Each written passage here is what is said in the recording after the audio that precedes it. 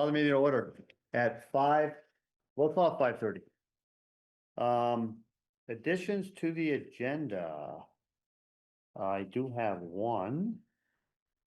And I did talk to Jen about it, so. Oh, we have two? You have two? Um, And I like just. yeah, okay, that's the first one I was gonna talk about. And, oh, we got another project, resilient roads. Okay. And I did have a question about the health officer too. Did you move health officer? Did you, there was a request for someone, from someone? Did you get that? To be the health officer? Oh, I didn't get that. Oh, okay, The health officer? all right, yep, Can I make a comment? sure. So- We're working on additions.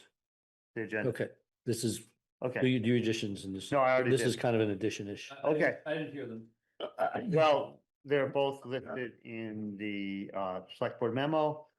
Introduction to the following proposal, which is the Act 250 at Goddard. And the other is consideration of resilient roads committee. Okay, we got a request to consider a dog issue too, are we not? Oh, do we? Oh, the one, it's not in East Montpelier though, is it? I don't know. I don't know. Well, we can take it up. Okay, so there's three. And, okay. All right, let me write that down there. Okay, review of minutes, November Can I 3rd, make- twenty Can I make my twenty-five. comment? Oh, yeah, wait, sorry about that, Scott. That's okay. Okay. You're always forgiven. In select board, in your packet is the final budget from the CIC, the Capital Improvement Committee. You were supposed to get it emailed after the last meeting. It wasn't. So it's just FYI, if you could take a look at it before the meeting 2 weeks from today, instead of getting it at the last minute, you have a hard copy. We'll try to get it emailed, but for some reason we can't find That's it, fine. so Okay. Thank you. That's good, thank you. you got it. Thank you. So we're gonna move on to review of minutes November 3rd and November 17th. Because there was a little tweaking that had to be done on the third one. So, first we'll take up the third. November 3rd. And we'll accept the minutes of November 3rd, 2025 as presented. I'll second it. Any further comment? On the November 3rd minute, any further discussion on the November 3rd minutes? Hearing none, all those in favor, please say aye. Aye. Okay, third are passed. And the next minutes are November 17th. I move to accept the minutes of November 17th, 2025 as presented. Any further discussion? I waited so that you got a chance to be on the record. Otherwise, I would have seconded. So I want you to feel good. Oh, my God. So Any further discussion on the November 17th minutes? Not hearing any. All those in favor, please say aye. Aye. Aye. The ayes appear to have it. They do have it. The minutes are done. Public comment. I see an awful lot of people standing around, but are you members of the public? Or are you? Yeah, you are. Okay. You have any comment? Nope. Okay, you have a comment. Steve, about 5 degrees more than it was last time I was in here. You sure about that? Because I don't believe the floor is moved. And the legs are not being cut off on the table. Boy. Yes, You know better than I, but I think I would. I have the advantage of not having seen it for a while. That's right. We can put it in the minutes, though. Please do. I don't think we better. But we do have a recording. Measuring Which the is- floor? We have two recordings running, which is recording the comment from Nona about the floor being at more of an angle. Is that correct? I'm excited. That Okay, is wrong to comment. I'm gonna keep moving forward here. We're right on time. Discuss possible motion to authorize the Washington Central Unified Union School District to mail annual meeting ballots to all active, not challenged voters in Berlin, Calais, East Montpelier, Middlesex, and Worcester with Zach Sullivan. So moved. So we are once again asking for Yes. permission to mail ballots. The school district will Yep. will reimburse the town for the cost of the mailing. we believe this is the best way of reaching all of our voters. I know that last year we weren't able to get all towns to agree to it, but we're trying again because we think it's better to get more voters. Have the towns agreed? Because I read it the other day, We're the there's still first. 2 towns that had, We're the first or we're the first to make the move. this year, right? I don't know which order everyone's going in, but this is just about as early as you can get in terms Okay. of when the select boards are needed. So you don't know if, the other 2 towns, which I do know of, they were, Berlin is meeting tonight at the same and time. Middlesex, the other one. It obviously has to be unanimous. Correct. So, okay, so we'll do it unilaterally, so to speak. Or There's maybe a not. motion. I didn't have a second. I'll second. Any further discussion? All those in favor, please say aye. Aye. There you go. Thank Unanimous. you very No much. more blah blah from you. Jim, did I keep my timing promise? Thank you, Zach. Thank you. Good to see you, and I'm glad you were quick. Thank you. All right. The next item, discuss if the town is willing. I think is maybe appropriate in that space. Willing to be a co-holder of trail easements going forward with Bill Hygis, president of East Montpelier Trails, and everyone saw the emails, I assume? Yep. I did too. Sounds like a good point to me. Is this Bill? You, Bill? Would you like to talk? Sure. Make it quick. Do you want to stand up or you want to take a seat at the table? I know it's at an angle. It's up to you. It's up to you. I can see him fine. I can see him perfectly fine. I can hear him also. Yeah. Hi, Tom. Thank you for coming in, Bill. All right. Yeah.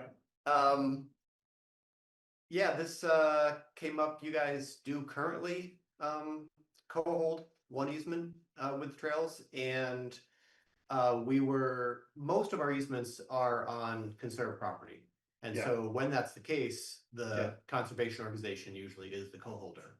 But there is one under current consideration, and I can certainly foresee several coming up in the next couple of years that are on private land that Yeah. isn't necessarily conserved. Yeah. So we're looking for basically a co-holder so that we increase the permanence of Yeah. the easements. Right. And so the town seemed like the logical Yeah, co-holder. I think it's a good Did you idea. guys- Yeah. Did you get the opinion from the lawyer and get to read that? I read about today? this stuff, but So that just came today. So Okay. he did I offer didn't an see that. opinion about this. who was the lawyer that did that? Tom, Jim? Oh, Jim Barlow. Barlow, yeah. And what did he So- say? Well, the bottom line for him is that, as long as the select board is aware of the potential liability, which is something that we can work out together, as long as the select board is okay with the potential liability, then he does not think it's a good idea to have a blanket agreement to be a co-holder going forward, but rather look at each one on a case-by-case basis and say, should we be a co-holder for this particular Yeah. easement, which is logical. I mean, we certainly wouldn't expect the town to just issue a Right. blanket. We'll do it whenever you ask Yeah. us for, forever. Yeah, But he lists out the potential liability concerns, which really is not about injuries so much as it is, if we were to dissolve, for example, then the town becomes the holder of that easement, which means you're now responsible for trail maintenance, landowner issues, anything like that, property disputes. oh, well, So, yeah, he didn't really raise those as serious Yeah. reasons not to do this, but just wanted you to be aware. yeah, and So- the thing about getting an easement or giving the town as the easement holder. It's a more permanent easement, and those easements sometimes can be hard to get. Yeah. Especially if the landowner changes. If there's another landowner that comes along. If the town has the easement, it's definitely longer term. I mean, it has the potential to be longer term. That's the goal. Yeah, that's the goal. Yeah. That's probably the best idea. So on the one property that the town does own the easement on, has there been any effect of that over the years? We don't have, well, if the question is about, have there been disputes and have they been resolved in a, in a way that the town has had to get involved in or not? That answer is no. I mean, there's no current disputes. There's been, so I'm the president for about 8 months as of this point. So I really can't speak entirely for what's happened in the last 30 years, but I'm not aware of any current or recent issues that we or co-holders have had to resolve. Is there anybody in this room who has a longer institutional memory? Oh, You know, we are very fortunate in having a town that has not brought, the landowners have not brought a lot of problems. They seem to be quite positive and supportive of trails. You know, any kind of difficulties are solved very quickly between people. So that's been my experience with it so far. So the major impact on the town agreeing to do this would be to backstop EMTI in case EMTI goes out of existence, right? Yeah. Okay. now, the thing is there's a lot of land that's conserved, as you said. And those easements are not gonna go to the town. Correct. This is just for the trails. Just the privately owned. Just the private, that's right. But I assume this is going No, this would forward. be on unconserved land as well as. Not No, what he's saying, no. no, because we can't be really. As, Oh, really? I'm not asking that Yeah. Okay, specifically, okay. because for the most part, what has happened in the past, and I would assume this will be the way it is going forward, is that when the land has been conserved, then the conservation organization is the co-holder with the MTI, Exactly. one of the co-holders Okay. potentially. What That's I'm suggesting is when we are looking forward toward more private easements that are not on conserved Got land, we're looking for a co-holder in the town. Because that's a lot more vulnerable to whatever Right. happens, not on conserved. Right. You know, I don't serve land, there's trails on. Yeah. What's gonna happen? Mhm. And you do too. Yeah. Actually, so. I think that's a good idea, so. And that's only going forward, not going in reverse. Yep, no, everything that's currently under, legal easements would stay the way they are. We're not asking for Sounds anything good. retroactively. So though, moving forward, you wouldn't amend any of those easements? No, not unless the town, we don't have a reason to. Well, if the idea is that we're backstopping the easement Right. in case the MTI disappears, then wouldn't it be prudent to So over time? how many Get us on board. easements are on private land right now? There's very few Very, very few. that are unconserved. The reason private this land. is coming up is Yeah. because in all the years that I've known about this organization, which goes right back to the beginning, I've never seen it more vital, more filled with young, excited people. I'm saying young relatively to me. And I think they want to move. And as you all know, conservation money has always been hard to come by and very competitive. And right now, it's almost impossible to get.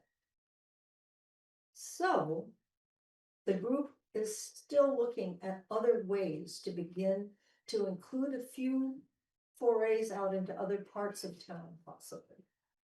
And Yeah. this, of course, is the first Mhm. question that one would Yeah. ask. Right, and that's a good question, it's just that.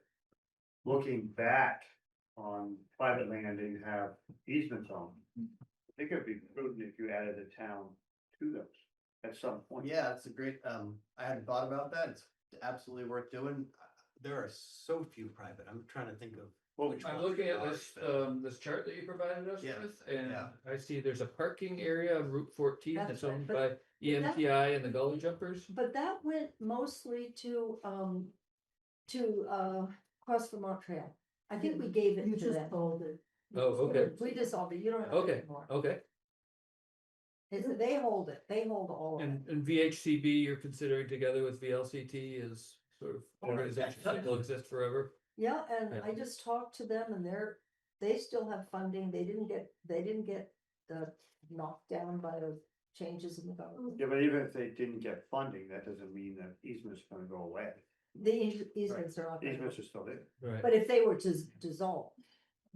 So I see What about that? EMTI is a sole holder of Ormsby to Center Road. Yeah. Ormsby Center Road to Powderhorn. That's Glen. right, Ormsby is an example that, Yep. where, let's see.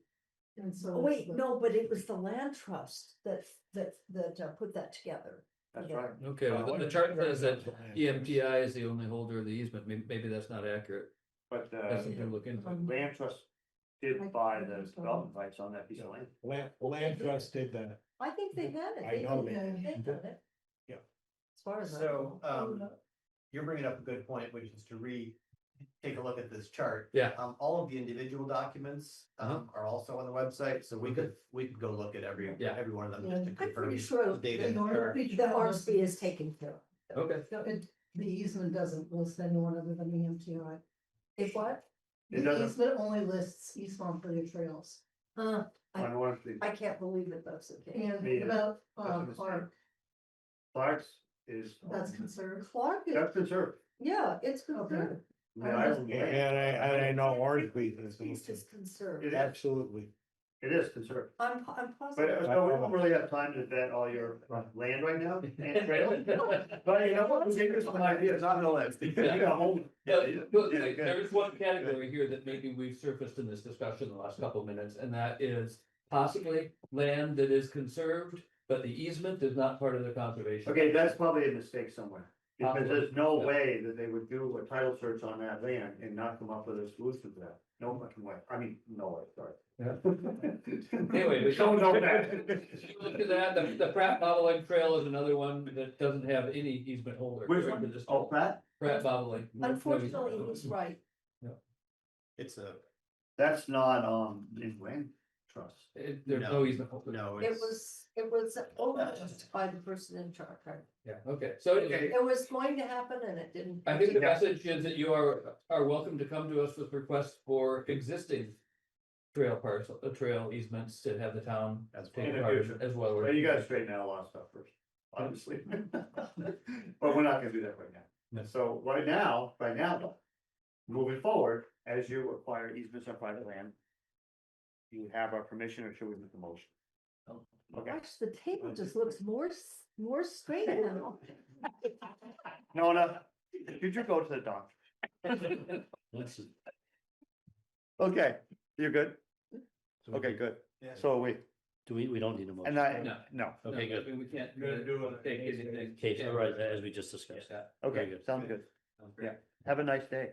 Okay, Sticking around. and evening. True. Okay, so we've got that done, 5:40, 5:50. Yeah, we're on time, what the heck? Somebody allotted the right time for some of these items. That's because we have a professional staff. Oh, okay. So, organizational pitches, I've never heard this worded this way, for FY 2027. Voted articles funding requests, possible motion, 10 minutes apiece. Okay. Whoever's listening to this 10 minutes each, you don't have to stick to the 10 minutes, you could go less. But not more. Okay, You get so, more, you get more money if you go less. oh, is that? I think that's, We can negotiate. Scott, We can I negotiate. think that's called corruption. But I like this kind of. Okay, it's number reverse one. bribery. Monica White, Director of Central Vermont Services, Green Mountain Transit, needs to leave by 6 P.M. Thank you for sticking in. That's my daughter's birthday. No, Oh. no, it's really nice that you're here, and I know you're gonna be quick, because you want, I will, because you want to leave. Priorities here. Great. All right. Well, thank you very much for the opportunity to come in and share. So with recognition of everyone's time being valuable, I will attempt to be crisp and leave the opportunity for you folks to ask any questions that you might wish to ask.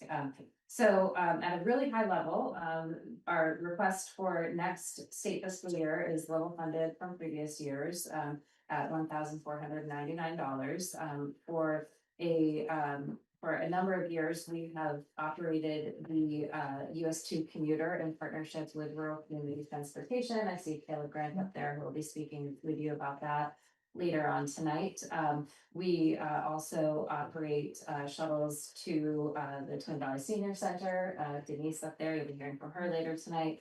And also the Plainfield Health Center. So we really try to be embedded as part of the community and providing, in addition to our fixed route services, we provide demand response rides for individuals who are older and or disabled and or who are Medicaid members who require non-emergent medical transportation, who might not have access, who do not have access to drive themselves to doctor's appointments and that sort of thing. One really important item of note, that July 1st of 2026, GMT will no longer be operating our public transit out of central Vermont, but instead we will be operated under the umbrella of Tri-Valley Transit, and who presently operates public transit services in Addison County and Orange County and Northern Windsor counties. This is a really good thing for our community, in that we will be focused solely on rural right now as part of Green Mountain Transit. They operate urban service out of the Chittenden County area in addition to Washington County and Franklin Grand Isle County. Franklin Grand Isle County service is actually on January 1st transferring to RCT. And then we in Washington County will be transferred under the TBT header on July 1st of 2026, which is really a positive change all around. So we're very grateful for East Montpelier's continued support over the past however many years, and I'll leave it there from my pitch and opportunity for you to ask any questions if you would like to do that. Oh, this is the usual request, to be not confused with the buses and stuff. So This is always- let's clarify that, because we always get this question, because Yeah. we get the two different requests from And then we'll come up. GMT. Is this for the on-demand service, or is this for the scheduled buses? This is for the, this is the 1,499, which is the historic amount that had been allocated for the GMT share of the US2 commuter. Thank you. So this is the commuter bus. Yes. Oh. This is not the senior rides, Medicare rides. Correct. Oh, okay. Yeah, and so apologies for the confusion on that. Last I year it will was the say same that- amount, dollar Yeah, it amount was the for same each one. Yeah. I'm sorry? Last year it was the same dollar amount for each one, which Yes. doubled the confusion. Yeah, oh, okay. It was the same dollar amount for each. Should change it by $1. Yeah. Seriously, I know. it was It was confusing. for the commuter bus and the private bus. That's weird. Right, so, yes, so I guess So you're just doing the commuter bus. the same amount as last year, so for basically the commuter bus and the whole kit and caboodle, and I think one thing that will be good for the Tri-Valley Transit, coming in just to put for future years requests, one of the things that TBT will be doing is evaluating all of our municipal requests across all of the 20 some odd communities that we serve, and looking at the usage across fixed route service, across demand response service, and these numbers really haven't changed for a very long time. So into the future, we will have a lot more clarity on the funding requests and the rationale and methodology, as opposed to, well, it's always been this way. So I think that will be something good that all of our communities will be able to look forward to in the future years. So Because it'll probably go down. I'm not making any promises, but I think it'll be, we'll be able to have a lot more, clarity on the rationale again, as opposed to, well, it's been this way for however many years, so. Yeah, so just so you understand, GMT makes two requests from us each year. One comes to us as a select board, the other goes to our funding request study committee. And so that must be the one that's the on-demand service. Must be. Okay, so and candidly, I'm not sure which is supposed to go to which one, so maybe I have that backwards, so. As long as, Isn't that now? Historically, the 1499 that's in the funding study committee is for the Medicaid exactly. eligible. That's right. Right. It's the 1,400. Yeah. Whatever it is. And the separate request has generally been for the US2 Right. commuter. That's right. Okay, Exactly so right. the US2 commuter, okay, thank you for. Yeah. for But that. wait a minute, doesn't RCT also ask for money? Right. Yes. That's $8,333 or something. Right. So RCT does so we do the midday portion of the US2 commuter service. RCT does the morning. and afternoon. Okay. So All right. that's why it's divided. It's very much. If I remember the history, there was No. one request for the route to Yeah, commuter service Right. initially. right. And I don't remember if it's from GMTA or whatever it was called at the time. Yes. And then that was just for half of them, and then RCT got its half funded some other way, but now that request has been divided into two, but not equally, the Yes. 8,000 to 14. Yeah, that's exactly Yeah. what it is. These elements things. Yeah. Okay, so we don't want to confuse you any further. Okay.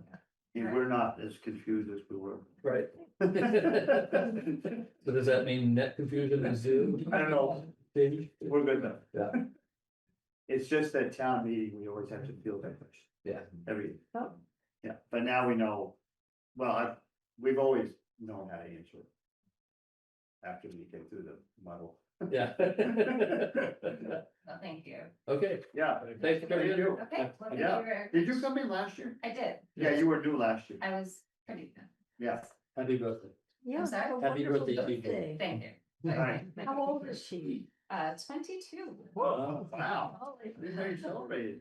Birthday for that. I bet she didn't spend her last birthday with her brother. What's that? I bet she didn't spend her 21st birthday with her brother. Actually, she did. Oh. I got her her first legal dress. Okay, well, thanks again for coming in. Thank you. And the next request, that one didn't take 10 minutes, which was nice. Put that in bank, so to speak. Because some of these do take a while. Emily McKenna, Chief Advancement Officer. Central Vermont Home Health and Hospice. I have a handout, but I will keep it. Oh, you're a different person than. I am a different person, yeah, Sandy Bruce, our CEO, usually attends. Yeah. We have a board meeting tonight, Oh, so so they With stuck that- with it? Thank you. they gave me the opportunity, yeah. so- Give you the opportunity. Well, Sandy talks really quickly. Sandy does talk really quickly. Yeah. I can talk really quickly too. I'm Okay. sure that she's. I have it. Oh, you have it, okay. I just have to, I'll give you guys- my first question is where will there's, Montville and the Safe County, this grew up sick and Clifton, Patterson. I grew up, I went to Costa Rica. Oh, you did? Oh my gosh, that's not even. We're gonna ask you to Anyway. speak slowly, give us all I the will, information, yeah. and we're gonna ask you a lot of unimportant questions. Okay, sounds great. That is not true. No, you'll ask the Where question. From New Jersey is very important. Good. I just want to thank everyone for listening to our request. We have received support from East Montpelier for several years. Usually Sandy comes and makes the presentation. I do want to keep it brief. I think most people here are familiar with our organization. We're this community's nonprofit visiting nurse association. As a mission-driven organization, we provide care to people at home, regardless of their ability to pay or their insurance status. We have served the. I'm sorry to interrupt, but just for the people who are listening, if you guys want to follow along this presentation, Oh, it's it is on the eastmontpeliervt.org website. Thank you. So, thank you. We serve 23 communities in central Vermont, all of Washington County and 3 towns in Orange County. And we've been around since 1911. And I think just to provide some perspective, more than ever, because of everything that's happening in healthcare and everything that's changing, our services are really more, continue to be really valuable. So, that's, whenever you talk to someone who receives the care, they are always so grateful to be able to come home from a facility if they're able, and get care where they're most comfortable. In 2025, even though we're not done, we annualize the numbers. We have made over 1,500 visits to East Montpelier residents at home and provided care to 77 patients. Across our service area, just to give you some perspective, a little over 2,600 patients in total for our service area, which includes those 23 communities, and provided over 48,000 visits, probably closer to 50 by the time we get to the end of this year. And we do provide home health care, which would be if you end up in the hospital or in the emergency room, you have surgery and you don't go to a facility, you want to go home, we can provide a nurse at home, a social worker, rehab therapists, to get you back to your baseline in a place where you feel comfortable. We have an end-of-life care program for people and their patients and their family members who want to experience the end of life at home. We have a maternal and family child health program, which cares for new parents and families. And in 2023, we launched a consultative palliative care service, which goes to people's homes and talks to them about advanced care planning, pain and symptom management in collaboration with their physicians. I included a photo of the Connor brothers from Connor Contracting. John Stephen, Michael, and Fred, they are supporting a Giving Tuesday challenge for us. They've made a really generous pledge of $2,500. If we raise that amount tomorrow, they'll match it dollar for dollar. And I wanted to include it because they're based in Berlin, but several of the Connor brothers live in East Montpelier and are really community minded. And I think their support of our Giving Tuesday match and outreach just shows that they value what we do and that it matters to people in East Montpelier. I think our biggest challenge as an organization is people don't often know what we do. Once they do, they really are really happy and grateful for the care. So the more that we can connect people with known entities and individuals they trust, like the Connors, I think the better we can to get word out about what we do. We kept our request $6,500 level with last year and the past several years. And in just looking back at the town meeting day votes, we have a really strong history of voter support in the community. And in general, we do ask for town funds every year from all the communities we serve, because we think what we do is really important, and we are always there when someone in one of the 23 communities we serve needs us. And there is an operational loss that we accrue every year because the primary payers, Medicare and Medicaid, private insurance companies, and private patient pay, it does not reimburse us for the value of the care we provide. There's a loss when we go out into the community and provide a visit because of how our major payers, mostly Medicare, reimburses us insufficiently for what we're doing. And there's been a long history of Medicare clawing back reimbursement for home health episodes of care. So we look to our communities and we look to individuals' grants to help make up that gap so we can continue to provide care. Can I ask a question about Please, this? yeah, So this is, we brought this up every year. yeah. Is that, how do you keep going? Because it seems like you don't take in enough funding. Yeah. To fund all what you're doing. Yeah. How's that working?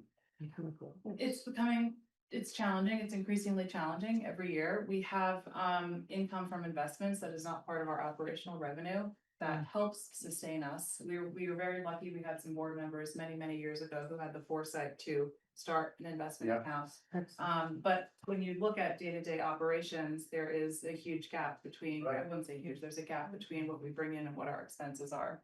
Our most significant expenses are workforce. Yeah. And the significant challenges that we have in this community to hire and retain full-time staff. So traveling clinicians are really the most expensive Right.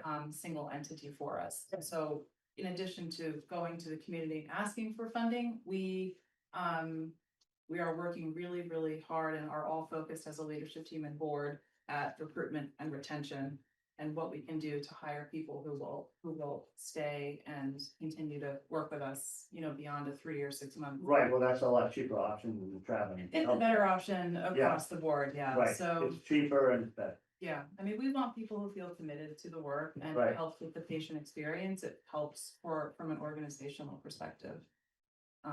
So, but the gap is still big. The gap is still big, Is yeah. it getting bigger every year? Are you going in debt? It depends on several factors, including our budget for staff and what Medicare will pay us for the coming year. But you've talked about your operational budget and also separate from that investment income. So where's your overall budget? I think I don't have that information at hand, but I don't want to miss. In the red and the black? Well, operationally, it is in the red, yeah. Right, but I'm asking about the overall budget. It is not in the red. If you Okay. take into consideration income that we don't report and that we don't actually have.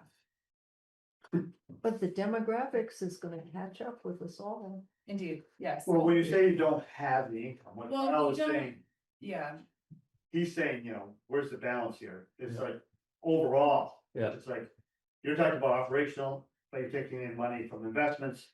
So in the grand scheme of things, are you okay? Are you? in we the black? are, and we have, and I will say, when we apply for grants, we often get this question because grantors don't want to fund an organization that, isn't gonna be around in the next 20 years, and we definitely will be. We have a very strong balance sheet. Yeah. And our board is, absolutely confident in our ability. We've been around since 1911. We will continue to be around. I think every year, primarily because of Medicare's clawbacks, it becomes more challenging for us. Yeah, But we are very adaptable and very committed, so there's just, no question about our sustainability. I think it's just, we are evolving to try to meet the needs of the community and, be a strong organization. yeah, I mean, I'm not trying to get too particular into your budget, but. I think you do a lot of good work. And I'm just worried about, sustainability in the long run when you say you operate at a loss. Yeah, well, yes, I understand that that's concerning. I'd say most healthcare providers, including all of our hospitals, also, we're all sort of operating at a bit of a loss because of the way healthcare is paid for. Yeah, So, Right. that's not necessarily an excuse or a reason. But I will say truthfully, we have a very strong balance sheet. And Okay. we have a lot of,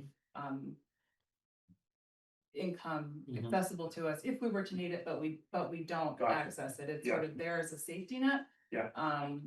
If we needed to have it. I will have to say that this organization does not have a lot of management, top-heavy We're pretty individuals lean. compared to like the hospitals. Clean, yeah. My daughter used to work for you, so Oh. that's why I know. Oh, yeah. I don't want to speak poorly about any other healthcare organizations. I do think, we are pretty lean. Very mean. Yeah, and our staff work really hard, and they, like I said, they ride over 50, probably close to 50,000 visits in the community. Oh, that's huge. So, Yeah, I mean, I would. The other thing is, I probably shouldn't speak out of turn, but I mean, you've kept it level funded. Yeah. 6,500. In my way of thinking, you could ask for more. yeah, And, I don't wanna tax taxpayers Right. more, they do so much good, it's like. That could be moved up, in my Well, opinion. I appreciate that, and you may sort of, maybe I came into my current role, a year ago, so it Yeah. didn't feel like the right time No, for yeah. me to go Right. through, but I think that that's, good feedback, and I think it leads nicely into this last little piece here from, Tom McClay. Yeah. He wrote a letter on behalf of his wife, Charlotte. They were married for 49 years. Charlotte was really committed to Yeah. BVHHH as a volunteer and board member. And he said, in central Vermont, it's just what we do. We take care of one another. And I think that's, why we're all here participating in this process. But I think when you need us, we will be there for you. So you can't ever really predict. But to your point about the demographics in the state, we have an aging state. There will be a large portion of Vermonters who are over 65. And I can tell you that most of those people probably will want to age in place for as long as they can, Yeah. including through the end of life. So the need is there and it will continue to grow. So, Oh, I think it's the way to go. myself. yeah, We were all normal. Yeah, yeah. Can I ask a Thank you. question? Yeah. Do you get a lot of donations? I read the obituaries and I see a lot of requests to give donations to you. Do you get, We- does that help? It does definitely. And we are actually right in the middle of our end of year campaign, but the majority of our fundraising from the community will come in. But all year long, we get donations in memory of people. So someone will name us in their obituary and then we'll get donations in that name, and we make sure to send the family member, a list of the people who gave, so they can thank them. Great, I'm glad to hear that. Yeah, thank you. I thought it was true, but I wasn't. Yeah, I wanted to hear. we definitely do, yeah. Since this is your first time here, just so you understand the process. Yes, We don't make any decisions tonight. Okay. You've heard a lot of encouraging words from us, yeah, and that's a really good sign. yes. And then we, later on in January, I believe, we make the motion for the whole town meeting warning. Oh, I see, okay. Yeah. Great, but we just want to hear from each organization. Some of us don't want to, Yeah. but some of us do, Yeah. so. we're listening. We're happy to come. It's nice, it's really nice for us to meet. Oh, no, and see everybody's support the faces. process. Yeah, I mean, thank And, you. and I'm glad to hear, Yes. Thank you. Good luck. Thanks for And coming. to everything. Thank Thank you you. so much. Thank you. Appreciate that. Take care. appreciate it. Yes. We'll probably try to duck out quietly. Thank you. Okay. Yeah, you can make a list. Yeah, we're good. Okay, so number 3, Leanne Hop.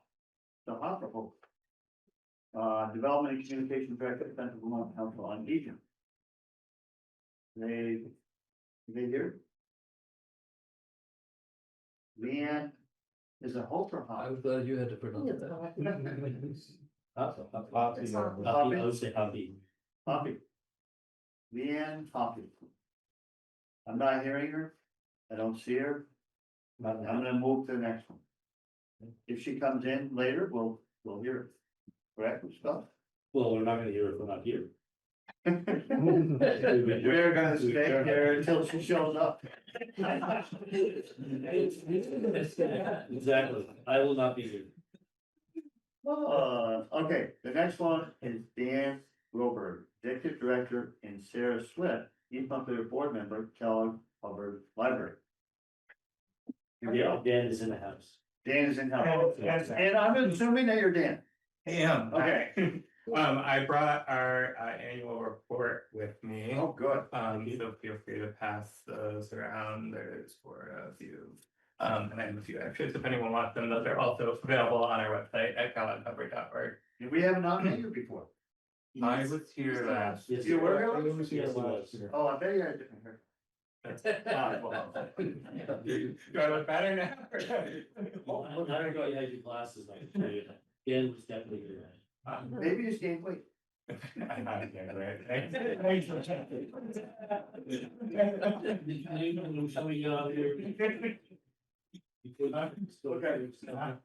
I'm Dan Kroper, I'm the executive director of the Callencover Library. Sarah is our East Montpelier representative on our board of trustees. I'll talk a little bit about the library and then Sarah can talk about how she uses the library and then I'll talk about our request for this year. We are your public library. We serve East Montpelier and 5 other towns. We serve Bergen, Calais, Montpelier, Worcester, and Middlesex as well. Yes, you 32 towns and Montpelier. We are the second busiest library in Vermont, so we're a really active, busy place. We have more than 500 people come through the doors every day.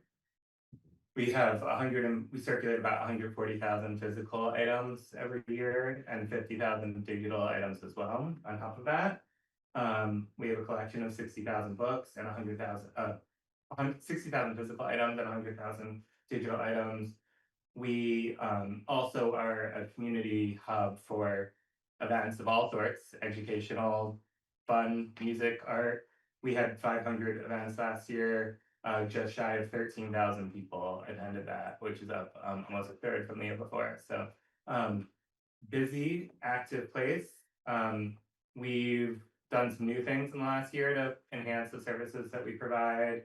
We joined, excuse me, the Catamount Library Consortium, which is a consortium of 30 libraries across Vermont, and we now our patrons now have access to all of their items through our catalog by just placing a hold on our website. So there's 650,000 additional items now available for people to access. We have a new catalog and have changed and enhanced our digital resources. Our digital circulation is up 35% year over year, and we really see that as a sign that we're providing what people are looking for.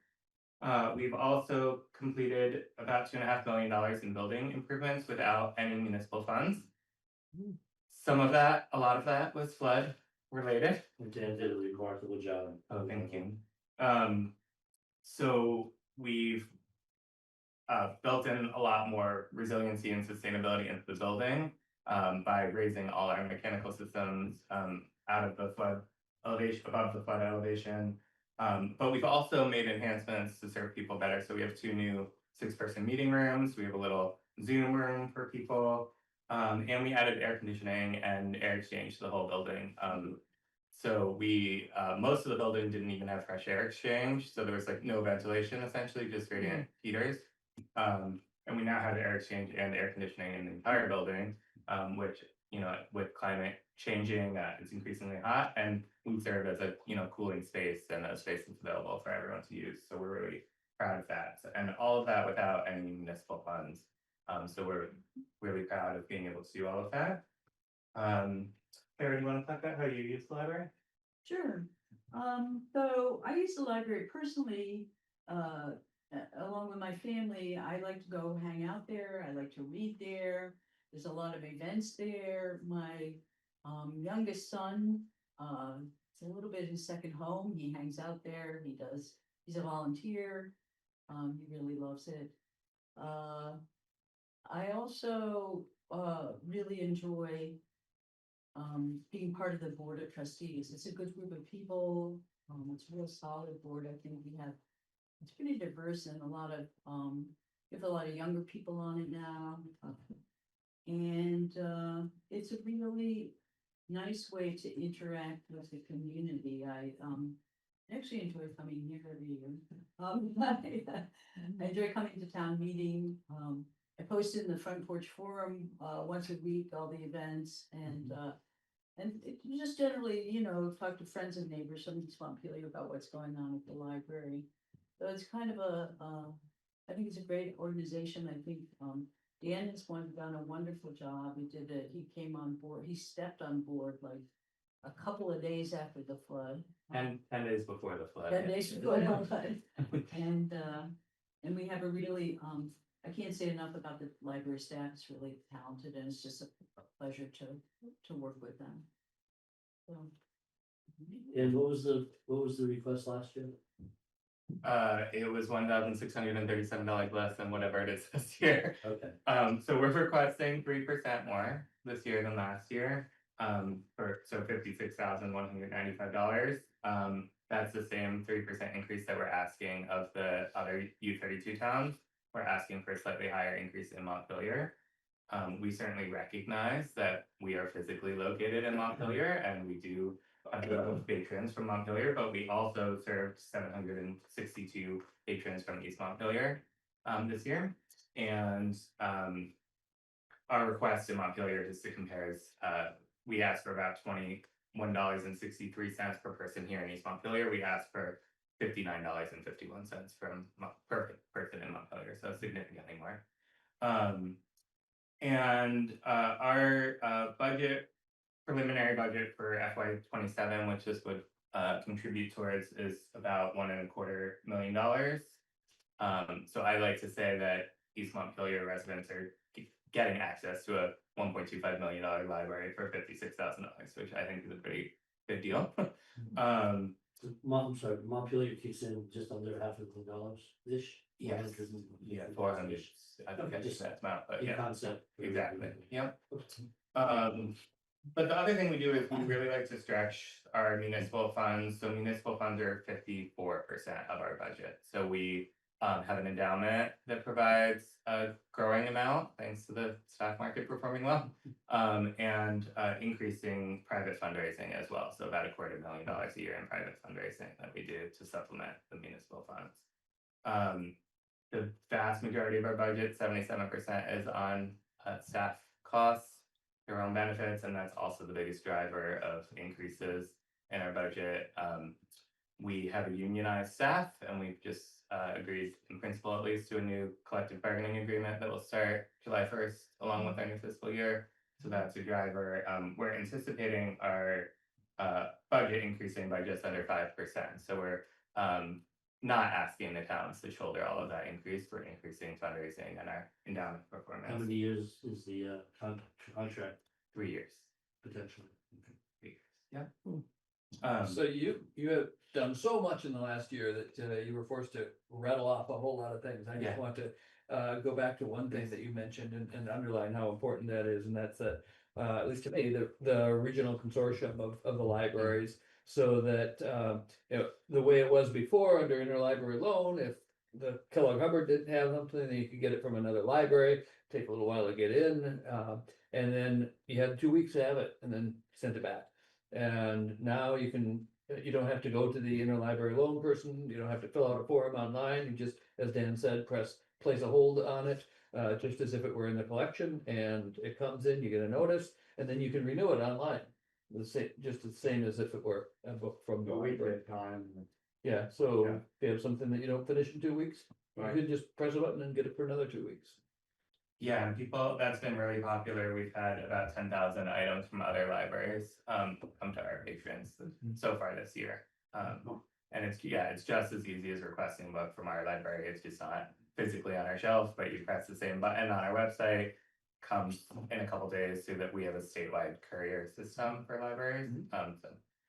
I've seen them galloping through the streets. So do you librarians then confer with each other and break up, say, the odd books that only one person in one library will want, and make sure that. We Not have all thought of them about, fun. certainly when libraries have like specialties, we're thoughtful about that, Yeah. and like, there's no reason for 4 libraries to all have fishing Yeah. collections or whatever it is, so, you know, we have a significant large print collection that a lot of other libraries borrow from us, so things like that. Okay. It's also two more partnerships that we've added in the last year that have been really exciting. One is that working with Elevate Youth Services, we have a after school singing program every day of the week now at the library, which is really exciting. And then we also partner now with Good Beginnings of Central Vermont to provide resources and a drop-in space for new parents on Tuesday mornings. So really seeing ourselves as that community hub and bringing in other organizations. And May I Sounds ask a good. quick question? Yeah. I understand that the mold problem from the last flood, without your investing money in the air exchange and the humidity control that you now have, you can kill the mold, but you can't kill the spores. And if you don't have the system that they installed, you have no control over humidity. And when humidity gets over 50%, the mold spores bloom. So they have invested in a situation that will make that building much, much more stable in terms of community use over time, as I understand it. one of our concerns certainly after the last flood was not just about, we didn't have any collections in the basement, so we didn't lose any of our collection, but the humidity in the building was incredibly high, and we had no way of controlling the humidity in the remainder of the building where all the books are. And just generally, we had no way of controlling the climate in most of the building, which is not good for books. Or people. Or people. So, Right. right, and certainly after COVID, having the, air exchange up to the codes, people are breathing healthier air. Yeah, thank you. Thank you. Okay. Anything else? Thank you, Dan. Thanks. Yeah, thanks, Dan. Thank you. Can I leave it up here? Yeah. We'll put them in the desk. Yeah, it really is. Thank you again for coming in. So the next thing is Denise Wheeler, board chair, and Gary Smith, board treasurer, Twin Valley Senior Center. Hello, Oh, yeah. we're here. Denise, Hi, how are you? good. Good. We're ready for your presentation.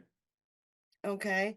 I don't know if you had a chance to look at the packet, but my cover letter had a couple of errors on it. It's fiscal year 26, and the increase in our amount from last year is 500, not 800. Okay. That was hand corrected, both of those. So, I mean, most of you are pretty familiar with Twin Valley Senior Center, and we appreciate the town's having supported us over these many years. Just to give you some updates, in this past fiscal year, if you look on some of the information we sent you, we supplied, there's 14 East Montpelier Meals on Wheels clients, and that doesn't sound like a lot, but we delivered 1,835 meals to those 14 individuals. And at $6 a meal, if they were able to donate, we asked folks to donate. More than half cannot donate. The total value of those meals, if you looked at it for $6 a meal, is over $11,000. Our cost to make a meal is roughly $17.94. So we have as you might guess, a gap in getting funding from folks, and we do our best to fundraise. We just did a fundraiser last Monday with homemade pies and lasagna, and we brought in $2,800, and that doesn't sound like a lot, but for us, for a fundraiser, that's a lot. We also, as we've said before, we are one of the very few centers in Vermont that do not charge a membership fee. Most of our classes, as you'll see on what I provided you, are free. The only thing that sometimes there's a cost for is for the foot clinics, because we have to hire a nurse who has insurance to do the foot clinics. And all of the other classes are basically free. Our motto and our mission is to serve the emotional, physical, and health of our senior and disabled population. So in order to do that, you have to provide nutritious meals, and all of our meals are reviewed every month by a certified dietitian to make sure they meet the nutritional guidelines. And all of the other services that we provide to keep people active and involved and part of the community are all of the other services we provide. The exercise classes, the AARP tax clinics. That's a free service for anybody in central Vermont. We have a lot of art classes that are free, book clubs, games. We have Mahjong has become very popular, and we just now have a Scrabble group that meets twice a month. So all of those things that you see listed that we provide are all really important to keeping people active in the community, keeping them socially engaged, and providing for their nutritional health. Is there any questions or comments? Gary's here. He's our treasurer, new treasurer, and he's coming up to speed very quickly, and we're very, very fortunate to have him. So if you have any budget questions, I would ask Gary to answer them. This is not for your services. Did you want the paving the driveway? We did get it resurfaced, yes, and we had the crushed, what's that stuff called? The crushed asphalt, I think it is. Yeah. Yeah, that they came was Johnson Paving. So we really appreciated your donation towards that cost. I don't have the total in front of me now, but it went a long ways to helping us with that. So we thank you very much for that. Sounds good. So the Meals on Wheels is still flourishing even though it's costly, because that's one of your more important programs from what I can Right. gather. That's our main program. And we rely on, I'm volunteering as the executive director, but our staff, our volunteers who we rely so very, very much on, donated 6,622 hours to our operation. And as I noted, we don't have a way to break down the individual volunteers by town and how many hours they devoted to East Montpelier or Marshfield or Plainfield residents. Because when we do Meals on Wheels and do in-house dining, it's all one big thing. Yeah.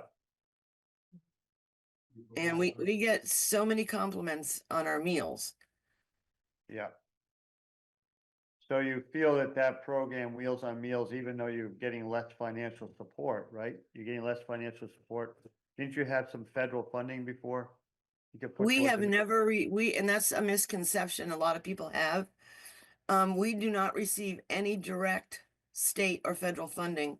What happens is the state receives money, or at least it did. I'm assuming it's still going to. The state receives federal money. The state gives money to the AAAs. I think there's 5 of them in Vermont. Ours is Central Vermont Council on Aging, and they in turn give us, I think it's $6.84 toward each meal. Oh, okay. Should also be a USDA reimbursement for each meal. I'm sorry, I didn't hear what she said. There could be a USDA reimbursement for each meal served.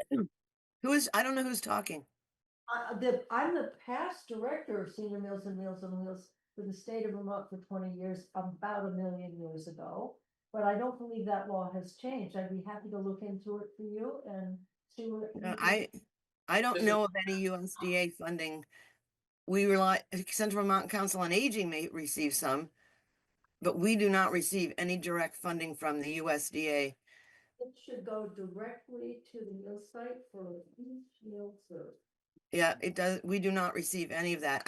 Again, I don't know who that is that's speaking. Nona Estrin, but she's gonna get in touch with you, Denise, I believe. I'll need her contact. Okay. Yes, yeah, okay, so Yeah, let's and set that up, so maybe that's some funding that you may be able to draw in. It's not a lot, but it helps.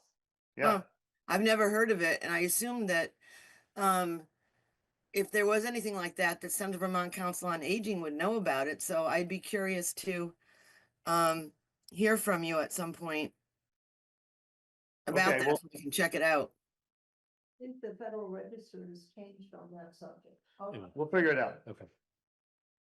Okay, anything else, Denise? Do you have any questions? No, I don't have any questions. I was just worried about Meals on Wheels. And that's something that, sounds like you're still going, it's successful.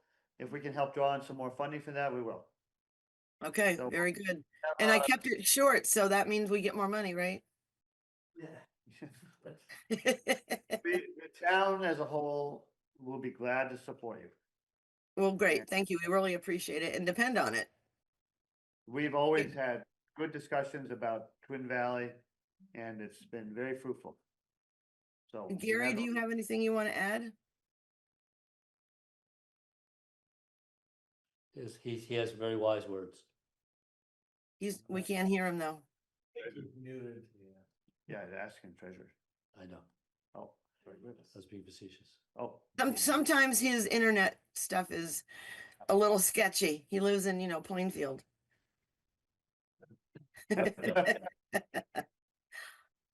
He's talking, but he's not, we can't hear him.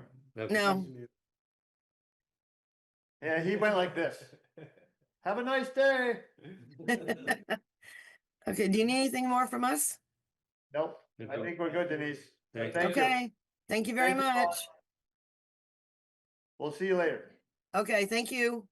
Thank you.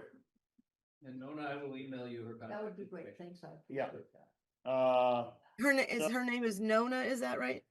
Nona Estrin. Okay, She's a- I'll be happy to hear from her. Yeah, I just met her the other day. But I'm suspicious that there might be Okay. something will come. Yeah, that'd You be guys, great. you guys will work that out.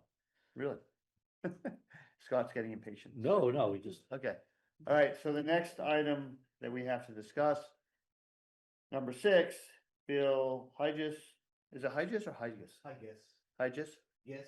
Yes? Yeah. Okay, Hygis, Okay. President, East Montpelier Trails. We are back again. And we've just talked to him. His face is familiar. We did good. I'm gonna take Gary's approach. your memory is good. Make Oh, it work. You You didn't can remember you remember half the Dan article. last year, but at least I you remember did this guy. remember him from last He year. was, I mean, I know him personally. Yeah, oh, you do? Oh, nice. Okay, Bill, All right, here we go. here you go. East Montpelier Trails. Yep. We manage about 18 miles of trails throughout the town currently. Most of it is on private land, but of course, we also manage and maintain trails on the town forest as well. We had a pretty busy year this past year. We rebuilt the Sparrow Farm Boardwalk. About 550 feet of boardwalk had to get rebuilt. Also put in 2 miles of new trail across the street. We call that Sparrow Farm North Trail now. And we rerouted Dodge Road Trail and added a bench that was dedicated to Austin Cleaves over this past summer. So Nice. did a bunch of work.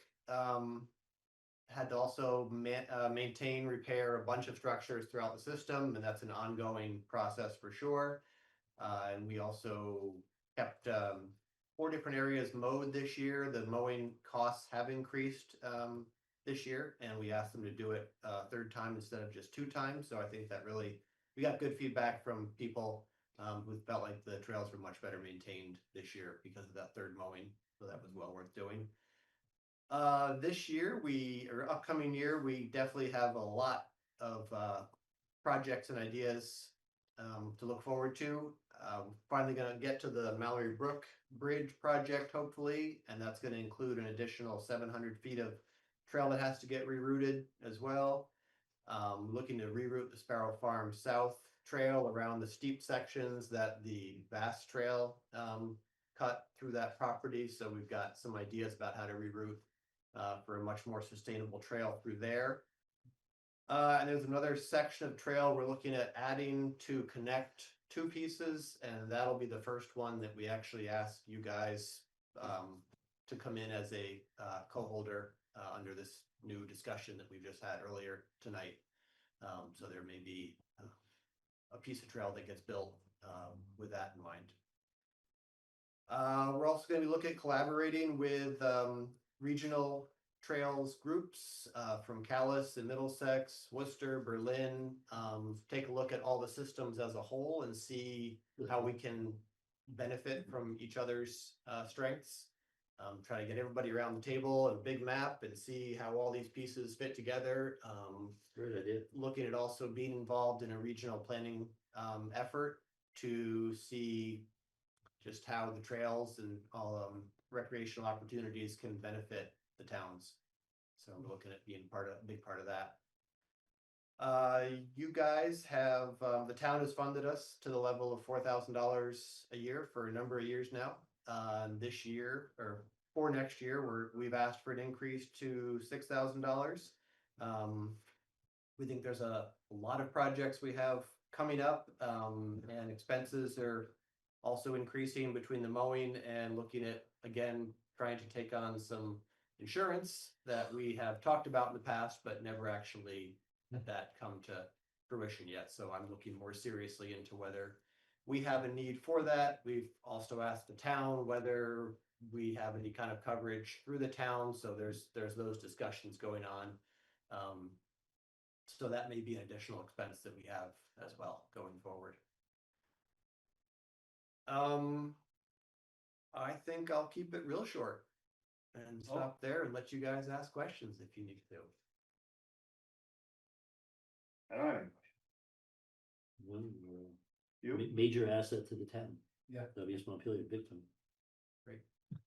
That's my thought. You've made a lot of improvements.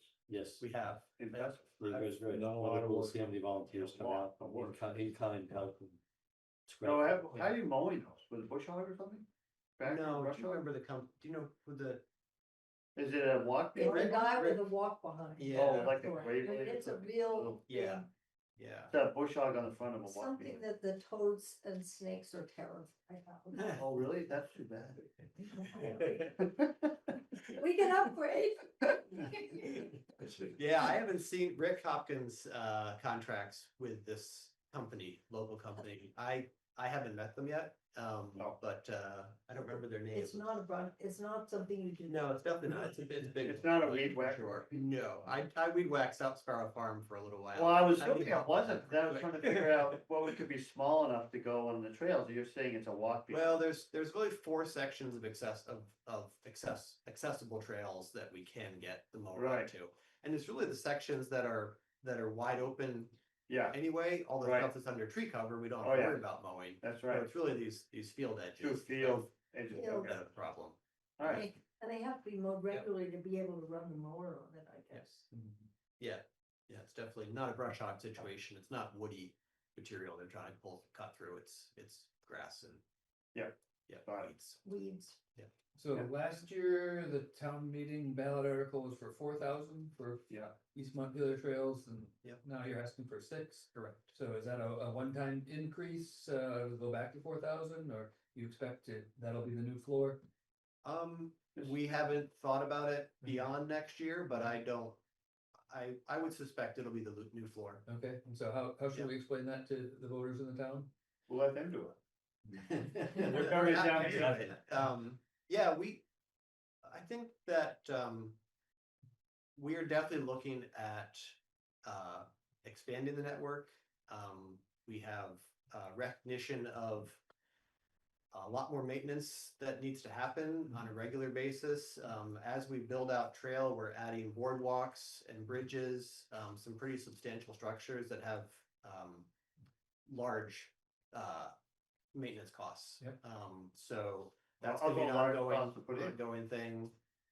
We're developing a maintenance schedule, so we've got a full inventory now of all the structures throughout the system. We're rating them from fair to excellent, and we'll start sorting that on a year-by-year basis so that we're doing a regular scheduled improvement on all the structures. So, you And know, that's we really not don't want to. overdue. We don't want to have a lot of deferred maintenance that becomes a liability. Yep. And so part of that, just, it becomes an additional expense Yep. that we have to pay for.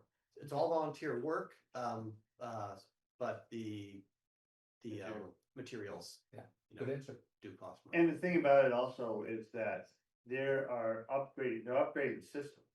I mean, when you're starting putting, you know, better boardwalks and better bridges and putting trails in better places, takes time and money. But at the end of the day, they're gonna have much better network. That's in Well, way better shape. Yeah, the things that we look at doing going forward are more sustainable. They're definitely higher cost. Yeah. But they're better ways of getting through some of these sensitive areas like wetlands and deer yards. So yeah, we're definitely doing things in a better and more expensive way. And a little more organized. I think. That's Is the right. way you're approaching it by rating each bridge and blah, blah, blah. Yeah, that'll be the first time we've really done that. That's a And more it's- organized approach. Really There's nice to have a contractor as a, as your lead person. Yeah, it does make a difference. I second that. Okay, I don't think I have any more questions for you. Anybody else? Yeah, Yeah, yeah, I'm wondering, to what extent does this trail network serve the people of the town, and to what extent does it serve other people coming in? And to the extent that it serves other people coming in, are we able to capture any value from them? I mean, we don't have a lot of commercial establishments for them to stop at, so have you guys done any thinking about that? We've certainly thought about it, and that's the regional planning effort that I'm talking Right. about that we will be a part of. Uh-huh. There's two parallel tracks that are happening right now with this regional idea. I'm taking one track, with connecting with the other, local trail leaders. There's another path that's happening, but it's a grant funded path, so it's not guaranteed. I can't speak for how that path is moving along. But that one, if it moves forward, would specifically look at how recreational opportunities impact the towns economically. Okay. And what we need to be doing to increase the benefits to the towns through the recreational resources, whether it means adding spur trails to get to town centers, whether it means being more in the social media realm to make sure people know how to get to the trail systems and what the accommodations are and all the resources that are available around the trails.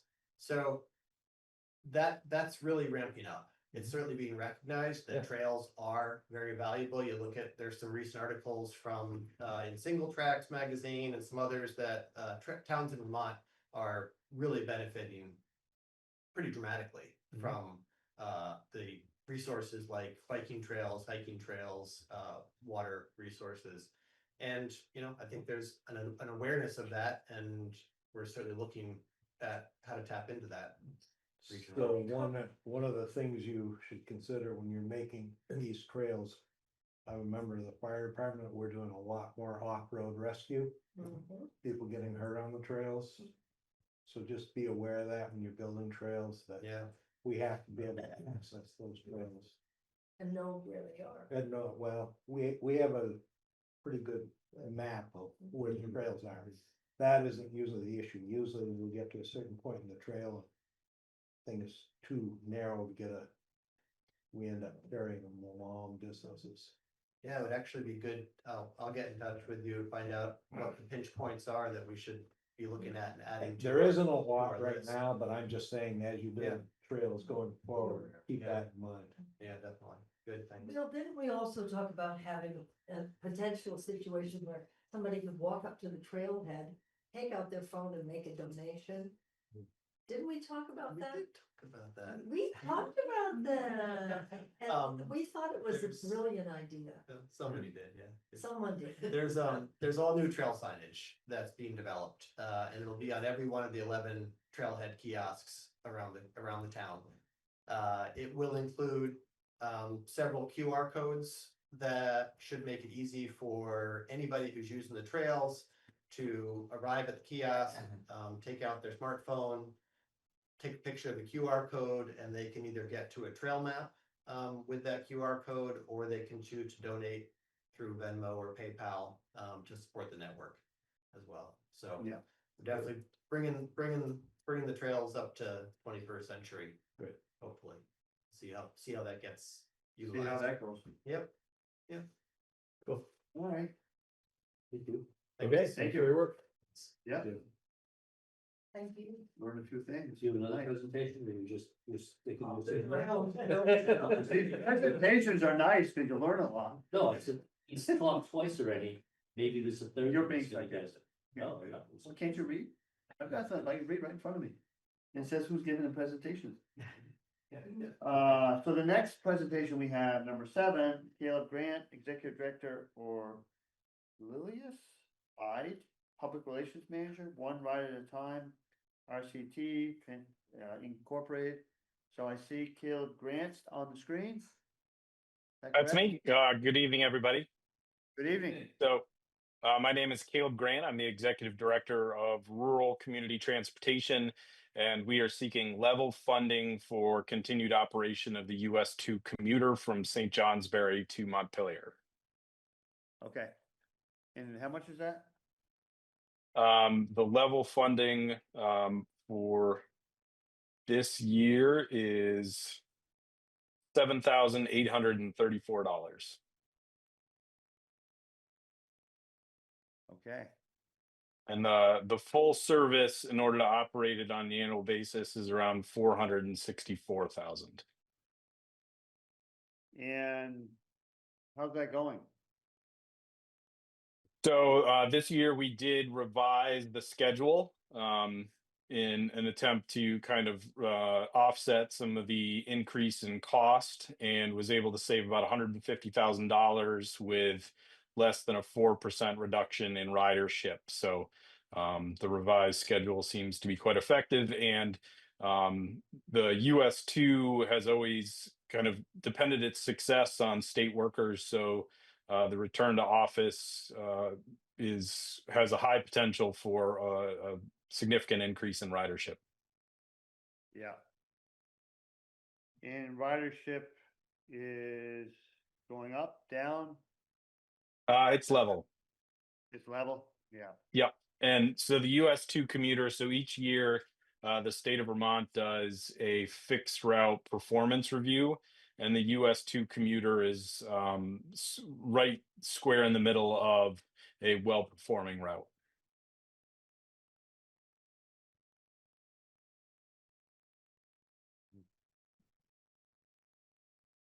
All right. So the thing is that with gas is cheap, it doesn't help the ridership. I mean, fuel really should be double what it is, but it makes public transportation, it's hard to make that work. It's hard to make it even break even.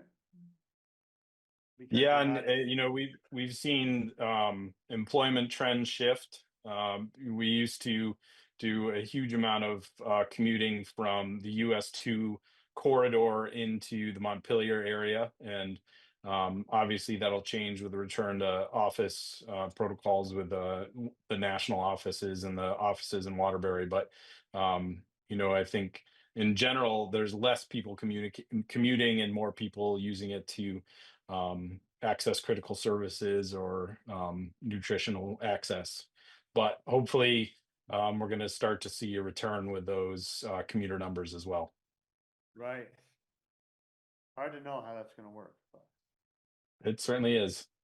But I we've already had the state reach out to see whether we have the capacity to increase frequency, and we're going to keep a close eye on capacity and make sure our hours sync with the demands, and we'll continue to revise as necessary. Right. All right. Anybody have any questions for Caleb? It's nice that you're level funding. I just hope it works for you. Well, our costs were going up significantly, and it prompted us to take a hard look at how the services were operated, and we're able to reduce the miles by about 28% and the hours by about 25%, saving about $150,000 a year to offset some of those increased costs. And as I mentioned before, no real impact on ridership based off of a lot of outreach and surveys going into the service revisions. So we'll continue. Our main goal is to control costs and maintain services, and we'll continue to do that. Yeah, well, good luck with all that. Do you remember what year you started the Route 2 commuter?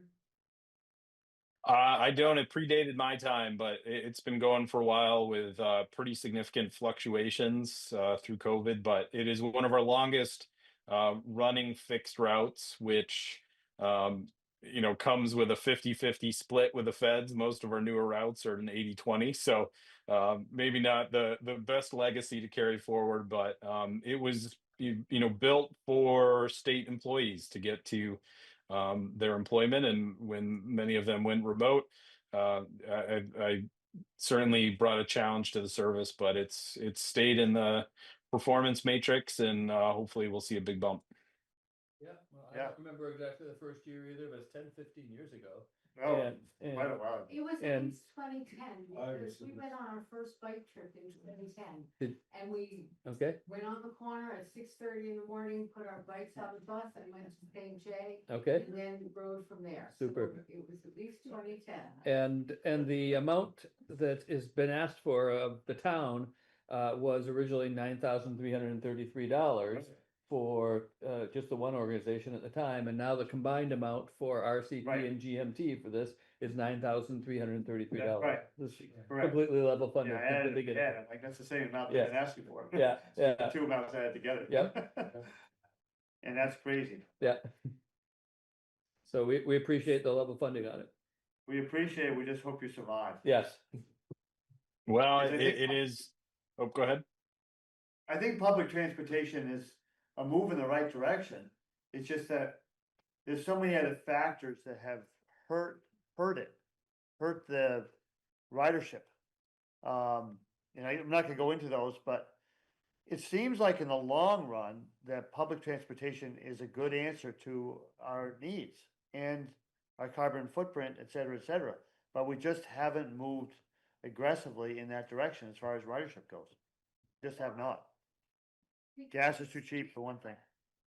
Gas is too cheap. We're so spread out. too. I'm gonna call somebody. Don't want to take the bus. Yeah, yes. When gas is $3 a gallon, how about if it's $10 a gallon? They're still gonna drive. Not as much. No, when gas got to $5 a gallon, people stopped. Exactly. Right. $5 is the tipping. Yes, I agree. Yep. It might be 10. No, yeah, I know, but more expensive would be better, but God, somebody shoot me if I said that in public. Better not say it on This TV. is public. That's true. Anyway, no more questions for Caleb? Thank you. Thank you. Yeah, Appreciate appreciate your time. all your work. For sure. Take care. We'll see you next year. Okay, see you next year. Okay. Number 7, we're getting down the list. Any movement from Leanne Hoppy? Don't see her. Okay, number 8, Amy Pitton, Director, Montpelier Senior Activity Center. Is she there? Are you here? I don't see her. Okay. That's because she's not there. The next one here I see in person, Rachel Grossman. Business Manager, Signpost, number 1. First. And then you're up after that as the president. No, that was a mistake. Nobody is president. Oh. You wanna claim it, I'm ready. Yeah, I sent a reply to Jen, but it actually went to Front Porch Forum, and thankfully they sent me an email and said I posted, so I took it down, and then I thought, I can let Jen know later, Toby Yeah. don't mind. Yeah. If he allocated 10 minutes for each position, I think we can do this. I bet you can do the left. So the signpost is doing absolutely fabulous. I don't know if you've ever read your latest signposts, but Of course we can. Of course you have. Seriously, Does- read every page. So we're in an interesting position because a couple of years ago, somebody at town meeting said, you got $21,000 in the bank. Why are you asking for 14,000? And I explained it had to do with the way the funding happened, and Rosie said we can do the funding differently, whatever. But we went back to the drawing board and said we can lower that request. Yeah. And we did, and we lowered it to 10,000. And this year, there was a lot more thought that went into it. And what we're doing this year is, so the reason that there was that much money is because when the signpost, people remember, first started, they didn't want money from the town. Right. It was journalism, and you don't take money from the town if you're doing journalism. Yeah, you weren't getting money. We weren't, No. no, we were totally dependent on supporters and. Right. And donations. And at some point that shifted. I hope Jean Kay is not turning over her grave at one. She is, yeah. Yeah. But it shifted. It was, I think that I wasn't part of the signpost or that decision. I think it was just pretty stressful to try to really make ends meet. The town's been very good about never editorializing and telling us what to print, so it's all worked out well. Oh, can we do that? No, you can't. Okay. In times like these, yes, you can. So when we were self-supporting, we wanted 2 years in the bank, so that if we had a bad year, we could still publish. And at some point, thanks to people questioning, why do you need so much money? We realized we don't. We don't need $10,000 in the bank. We don't need $12,000. We don't need that big of a cushion. If the town is going to fund us every year, then we really just need maybe a cushion of $2,000 or $3,000. So we're in the position now of basically we're running down our surplus. Yeah. So we asked for 9,000 this year. We'll probably ask for 9,000 next year. Right. Each year we'll be looking at our expenses because you never know, things will go up. Yeah. But our goal is to run that surplus down, and we can't do it all in 1 year.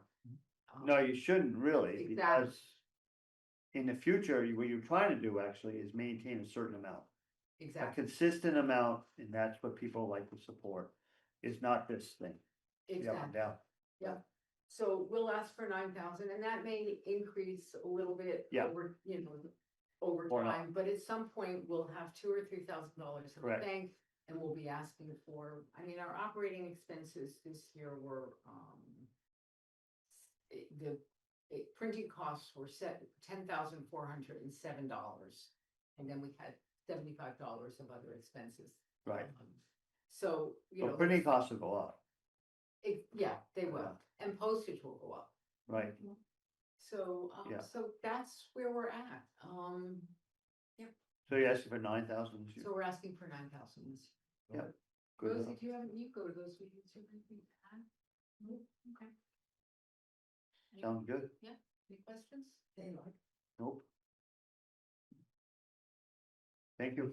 Okay. Yep. Thank you. So you're not going to the next one? Toby does all the talking on this one, but also. Not the money.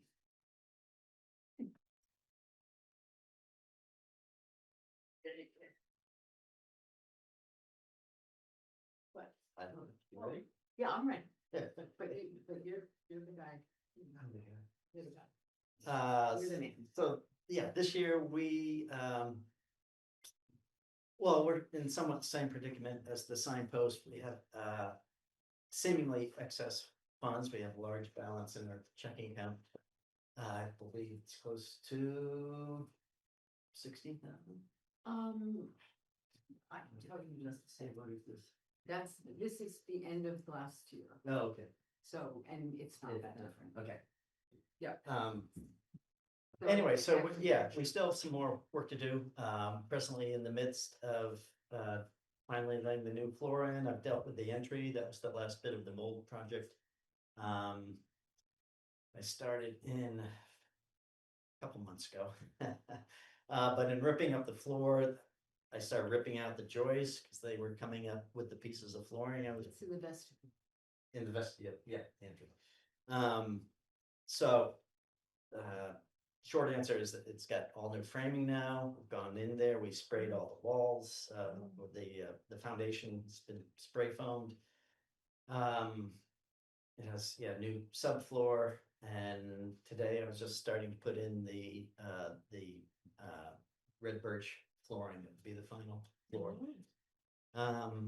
So between that and, yeah, the new framing, the new floor, foam insulation, yeah, been able to do all that. Thankfully, we've avoided subbing it all out, so it's coming in cheaper than we anticipated, and yet, you know, there's still expenses. It's gonna probably top Toby's out. being a little modest here. So Toby's doing all this work. I never get a bill from Toby for labor, No. ever. So we're just paying for expenses. So as Jonas said, it's really fun having a contractor on board. So yeah, so the 16th. So you have 16,000. Yeah, we have 16,000 roughly in the bank. That's okay. Okay. But we have, yeah, so we'll have a couple thousand in the entry expenses. We were looking at exterior paint next summer, which I think we're budgeting 6,000 for. We have a replacement exterior door that I've ordered, and that's come in, so that's that'll be a material cost of, yeah, I think it was $1,200.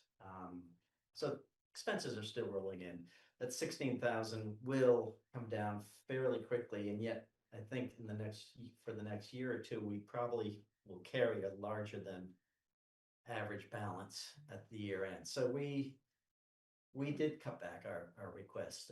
It did take a bit of a drop. It was 4,000 last year, or 4,500. 4,500. 47, right. 47. Now What was it, 47? 37 this year. We have, we now have Yes. internet expenses that we never had. And so that's about $800, almost $900 a year that we never have in our budget because with the new heating system, we needed to have Wi-Fi. And also, we had a wonderful woman who cleaned the schoolhouse for us and charged us $50 a month for like 25 years or something, and she's left. And now we have to pay the real cost of having someone come in and clean. So that's also gonna go up. Right, that will double. And then you're heating with oil, right? Well, as backup, but we've got Oh. the heat exchanger. Oh, Air okay. pumps as well. And that, yeah, we've just come we're just over a full year of working that system into the budget. And I still believe that if you take our old electricity budget and our fuel oil budget, that it's kind of coming out more or less even, but the Because big thing is, the electrical costs are up yeah, electrical costs. are way- significantly, right? Yeah, but people use the fuel oil for bringing up the interior temp quickly. We keep the air pumps going to keep the interior temp at about 60, 58, 60, and people who rent the building can crank up the thermostat for, you know, whatever Yeah. it takes to heat it up to 68, 70, whatever they set it to. But I watched the oil tank all last winter. It has never seemed to move. We finally, yeah, we opened up an account with Packard Oil last fall. We had this, they never delivered anything. If we used 1/8 of the tank last year, I'd be amazed. The mold, It's gone. The mold's gone. Is it time for you to call me again and Yes. ask me to come do it? Yes. Yes. Yes, although I might wait until I paint the Okay. entry. I'm impressed, I'm Okay. delighted. Good. Yeah. So the heat pumps keep it around what temperature inside? that? 60. Around 60? 60 in the winter, and then, yes, what did we, maybe 74 in the summer. Yeah, and that's the added plus, of course, is that the building's not cooled in the summer. Air conditioning. right? Yeah. The ventilation system is in place, so And there were people in the town that couldn't use it. I could not go in there. I'm allergic to mold there. I'm not the only one. that No. said They couldn't go in. there's, yeah, Yes, I know it's at least half a more dozen. accessible to a lot of people. All right. Well, sounds good. Yeah. Yeah, So thanks. thank you. You have new cabinets. Right? What's that? I said you have new cabinets. Yeah, Do we have new yeah, kids? you have a new. Oh, historical I'm sorry, society yes, display we have the cabinet. historical Yeah, we society. get, yes. yeah, A from the cabinet. ARPA money, like, Yeah, yes, like the driveway or the, You the sent senior a center. picture of it last week. yeah, Mhm. yeah, I'll be, also the, Working on shelves. I think I'm. Yeah, Sam, working Sam with the delivered, she was very, contractor she was for very the, excited. Historical Society too, because I'm. Yeah, it was a historical society, that's what it was. But the heating bill is about the same Yeah, I year to think- year. yeah, I haven't done the hard numbers, Yeah, I'm just curious but about that. it's pretty, it seems like it's pretty similar. when I- Yeah, The increased electricity. Right. decreased Yeah, oil, gotcha. It's kind of panned out. yeah. Well, thank And you. again, the internet is the only real. Yeah. That's what it's. Thank you focused on. for all your, Right. thank you for all your volunteer, Yeah. doing all that work, I really appreciate it. Okay. Just out of curiosity, what service can provide internet to that little triangle of land there? We're gonna pay. What was the? Sorry. Who's your internet service provider? Who's the Verizon? Verizon, thank you. Okay. So is it wireless internet? You got a Yeah. hotspot? Yeah, okay. Which is also another nice added feature. We've had people who wanted to rent and, sometimes Wi-Fi was a deal breaker. They needed to have, it. Sure. yeah. Well, Yeah. yeah. Yeah. All right, Thank you. thank you. Yeah, thank you all. Okay. Okay, so we have two no-shows, is that correct? Yeah. So if you have 8 no-shows, it doesn't make any difference. No shows, no show. Correct. Okay. No-show's a no-show, but these people may reach out to us, or we'll have to reach out to them. Yeah. Yeah. Okay, thank you. Yeah, we can always listen to them in other meetings. Okay, sounds good. Okay. Slightly early. That's okay. Oh, the no shows. That's The good. no shows would have been right on time. Okay. Discussion and potential approval of the planning commission's recommendation to appoint Alex Rob as the primary representative and Claire Studies Cutler as the alternate. Claire. Claire's? Yeah. Claris is how you pronounce There- Claris is a mnemonic. Oh, Cutler as the alternate representative to the Central Vermont Regional Planning Commission. Now, this is a different plan than we had envisioned. Is that gonna fly?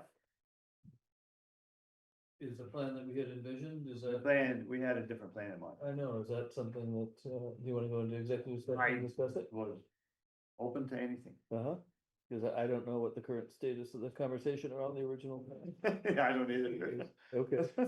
I'll be. Well, we don't have to go to executive session now. Go Uh, to it at the end. Yeah. Yeah. Yeah, We also have an executive session around the computer contract. oh, yeah. We could, Well, we decided a while back that we would Yeah, yeah. automatically go Okay. into executive Easy session peasy. for contracts. that all, and we have warrants. In the select board. the resilient road committee also? Oh, we have the additions. Yep, and the we- dog issue, if Yeah. we want to. We have 3 additions to Yeah. tackle. We probably ought to do that now. Yeah. Okay, because we have some extra time actually. Yep. Okay, so the one that we could tackle first is the Act 250 exemption on the Gary College property that we've been asked to basically, is approved too strong a word, or just not have any objection to? No objection. No Okay. objection, correct. Is, It's was not really Sandy, approved. was Sandy planning to come here to? No, not Okay, tonight. okay. She emailed me and I said, we had a lot of other blah Right. blah to listen to. And we also are resistant to having under other business, a long presentation. I saw that email, I appreciate it. Right, but I figured that we could handle it ourselves, and we just need to talk about it Yeah, and figure it out for the 15th. yeah, Right, that gives everyone a chance to look at the material if they need to, okay. So but we can anything, talk about it. anything that we should be thinking about that's not in the materials? Not that I know of. Okay. I mean, I've read the materials. Yeah. It's just that I couldn't imagine why we'd have any objection. Mhm. Is there any thought? The No. planning commission voted not to have any objection? Did they? Yeah. That's the report I got, yeah. Yeah, I saw that, that's right. Yeah. I agree. I can't see No, why I it'd don't be, see why we would do that to it. I can't either. Yeah. Yeah. Okay, but we'll talk about it in more depth then. You the can, 15th, yeah. but we have a chance to look at all the materials. Yeah, yeah. So that's why I like, no, Yep. we'll just look at the material, it'll be ready on the agenda. It won't be added to it. Yeah. For the 15th. I won't be here, but that's okay. You can handle it. Are you Uh, gonna be here? Or are I you gonna will- be vacationing somewhere? I will be here. Oh, very good. All right, so any other questions about that process? No. Okay, all right. So the consideration of resilient roads committee, new proposed project. We have Jeffrey Cueto on the screen and Mr. Paul Kate is also up there. I think they're here to talk about that. All right. This could take a while. Hey, Okay, We're figuring maybe 5 minutes at most, but we were recommending continuing our ash tree removal initiative into Seth's neighborhood next spring. So that would be Snow Hill Road, Hammett Hill, Markham, Factory Street, potentially Putnam Road, and Chickering. Yes, thank you. We went out this morning and marked trees. This is kind of scaling down relative to what we've been doing since 2020. We sort of started doing about 200 trees a year. The last 2 years, we've been doing about 400 trees a year. Today we marked 94 trees. So much smaller project is what we're recommending. If you had a chance to look at the material that I sent, Jen put out there, we're sort of getting closer to wrapping things up, if you will, after all the work we've been doing. We could consider the town to be maybe about 85% done relative to the trees that we inventoried back in 2019. Again, we don't do all of the trees. We kind of discount the trees that are leaning away from the road. So those ash trees are not removed. So we do maybe 60% of the ash trees that were inventoried. But we do add in a few other hazard trees that are non-ash, a small number as we go. So again, less than 100 trees is what we're recommending. We'd like to see Guthrie maybe step up and do a little bit more tree removal in terms of the town road crew. In future years, we've kind of gotten to the point where the ash tree density is pretty low on the roads that are remaining. So it makes more sense in terms of economics to maybe focus on using the road crew in the future after 2026. So that's what we're recommending.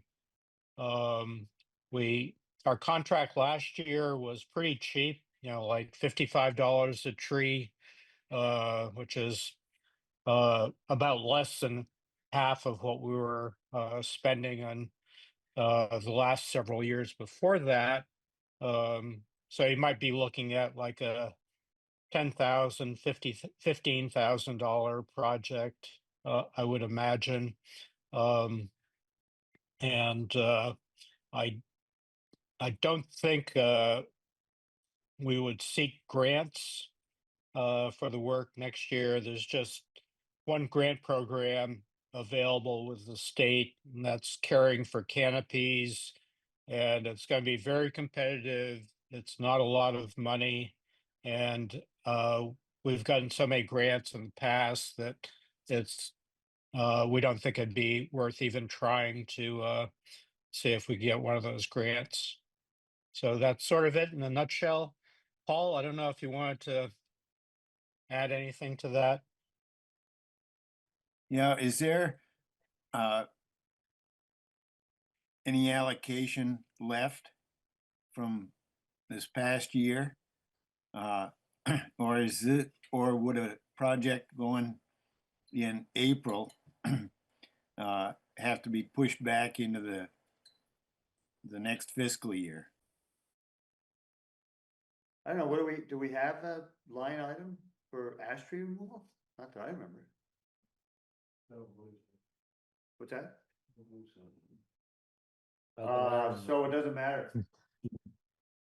I guess, I mean, we'll have to round up the money somewhere. We don't have a specific line item in our budget for ash tree removal that I can remember.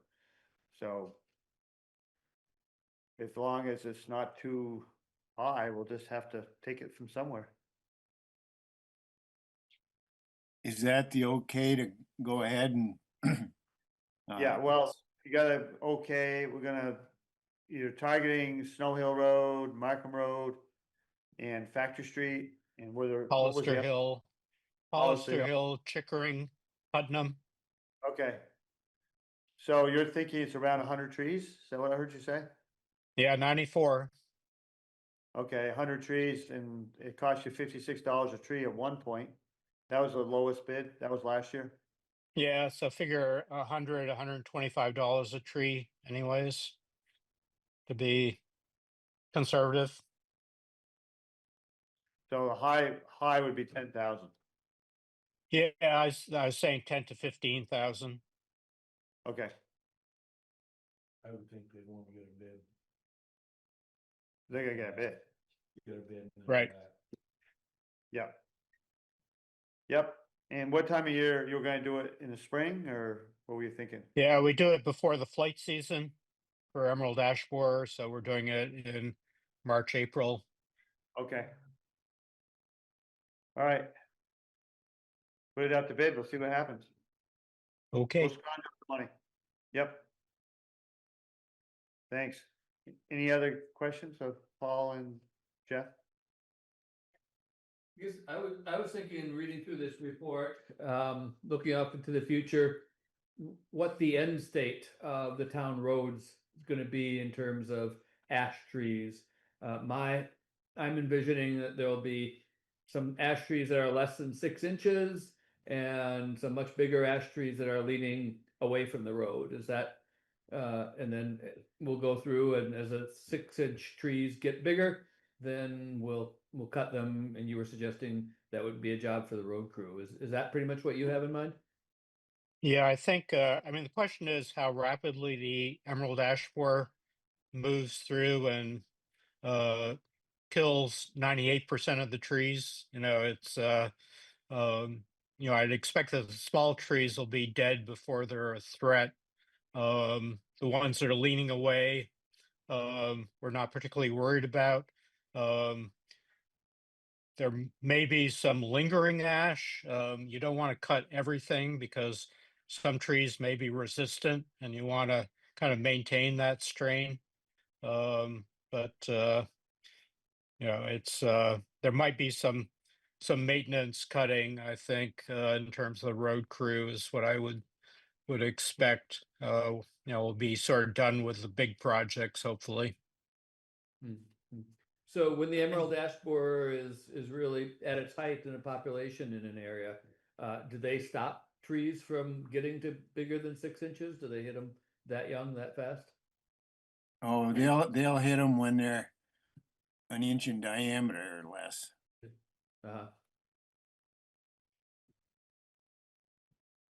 Okay, thank you. So he's saying it's a maintenance thing moving forward. Yeah, As far and as- the Right. Emerald Ash can do that for us. Yeah, right. And Guthrie. Yeah. Everyone. And I haven't seen a lot of 6-inch trees left. I mean, Uh-huh. they are pretty small, the ones that left. At least the Well, ones I've. Yeah, a lot.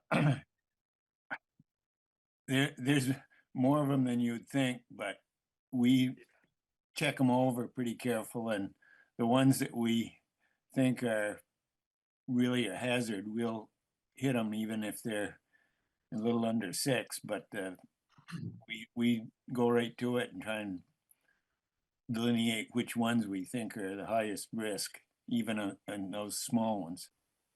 Right. Yeah, I think one thing you'll see though is the stumps from the trees that we're cutting are going to be sprouting.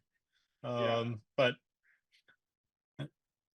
sort of expect that the EAB is going to keep things down. Yeah, right, especially a little one. All Yeah. right. Yeah, and All we're right. we're seeing a lot more action from the EAB in the trees that, we're seeing a lot more blonding up in the tops of the trees, and trees that are occasional trees that are starting to break a little bit. So I expect we're probably going to see the height of this thing in the next 5 years. Yeah, I've seen dead trees, dead ash that are dying from EAV around. Leaning away or whatever, not in the road, but close to the road. Yeah. All right. Okay, And well, we also, I'll just mention that I think we're planning on coming back in a couple weeks for your next meeting to talk to you about the shade tree preservation plan, and we could talk further about the ash tree removal at that point if you'd like. Okay, we'll be here. sounds good. Yeah, most of us will be here. All right. Okay, so I just want to note that we got the email right before Thanksgiving that Paul Cater, long time tree warden, is retiring. So thank you for all your service in all these years, Paul. Thank you, Paul. You're entirely welcome. And I think we're pretty well done with this project. I wanted to stick with it as long as I could, but getting harder and harder for me to see. And so anyway, we now have somebody who will be the new tree warden. So if it's okay with you folks, so that'll come up when we get to talking about the tree plan. Yeah, that sounds good. Thank you. Thank you. Yep, thank you. Thanks for your time. Thank you. Yep. Okay, so next thing, let's get rid of that. So that took care of the 2 items, and what about the dog issue? You want me to talk about it? Sure. So I got a phone call from a concerned citizen. Right now, there's a hearing going on in the town of Berlin about an ugly dog. It's actually a kill hearing. And So what? It's a kill vicious- hearing, vicious dog hearing. Gosh, yeah, So one of the options they have is releasing it to where the lady lives, which is on Fair Road, right next to a daycare center. Yeah. And this person who called me has a kid who goes to the daycare, and they're very concerned that if this is released, that it'll get out and end up severely injuring a kid. And apparently this dog has bit her as well when she went to the place in Berlin where it had been kept. And she just wanted us to be aware of it. I had Jen reach out to the Berlin people, let them know that we'd had this talk, because I believe there's some liability if that happens to them. So Liability for who? Not for the town? Berlin, town of Berlin, because they're putting it in our area, and it's right next to a daycare. I reached out and emailed the select board and the town administrator to let them know of the concern. That's all we can do. our I town. made no promises. Yeah. Alls I said is we would reach out to Berlin, make them aware of it, and that's the end of What we it. can do, once we get a complaint, someone's bit, If it's on, if it's in our town. If it's in our town, Yeah, yeah. but we can't do anything now. no, but it may come on Fair Road, which is in our town, That's a and different then story. if something happens, then That's a different story. we have never written complaint. Yeah. It's worth looking into. If it does come to our town, whether we have jurisdiction over a dog that's living in our town for bites that it does somewhere else. Cause I don't believe we do. I'm not No, we sure of don't. that. No, I'm just saying, if the dog bites someone in East Montpelier, Then it's The simple. dog Then is we have licensed. But if the dog has bitten someone in Berlin, for No. example. Three- I wouldn't dismiss it so simply. 3 people that complained, and then this one who did not file a complaint. Okay, we're aware of it. oh, Okay. so Jen, you do know we have a process. So I also emailed, the animal officer as Yeah. well. I did too. Yeah. So that dog is not Yeah. licensed in our town? The dog is not licensed here. Right. It may have been in the past. Right. But it I'm has not been this As year. I understand, this is a rescue pit bull Mhm. and has been at her father's house in Berlin where all the bites took place. Mhm.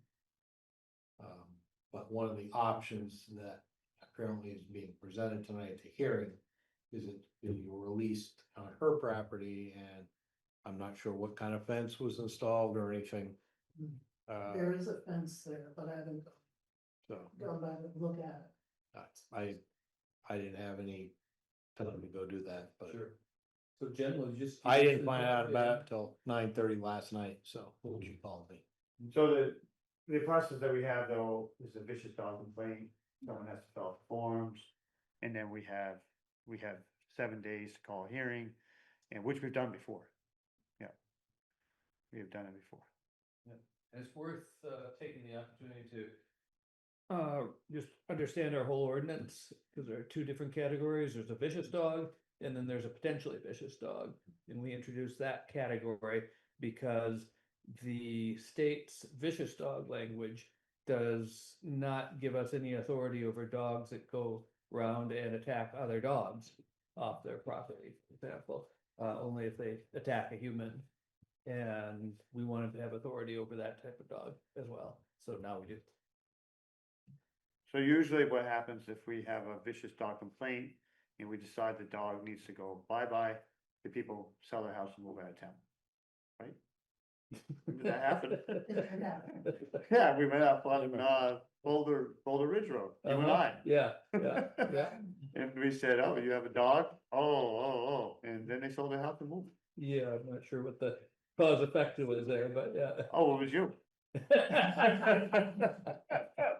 Anyway, people love their dogs and they don't always take to it when the select board says, you gotta get rid of the dog. They'd rather move, so there you go. All right, so that takes care of those 3 things, and now you haven't given your report. Select board memo. And don't we have warrants? Huge ones. So I'll pass these around while you're talking, ma'am. Okay. Okay. So we're still recruiting for several positions and they're all on our town website. We did get the speed signs in, last week, so they're delivered. Reminder, we have the EMFD joint meeting, December 11th, Thursday. There's also a speed reduction request, and they are having a meeting on December 10th. It's the traffic committee hybrid meeting at 1:30 p.m., which is open to the public.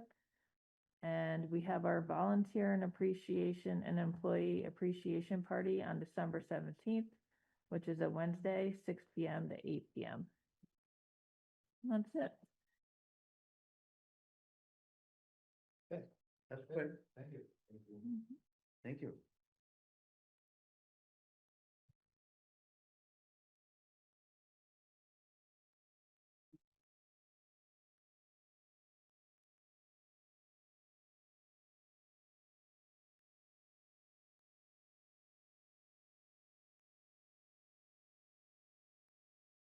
Okay, so.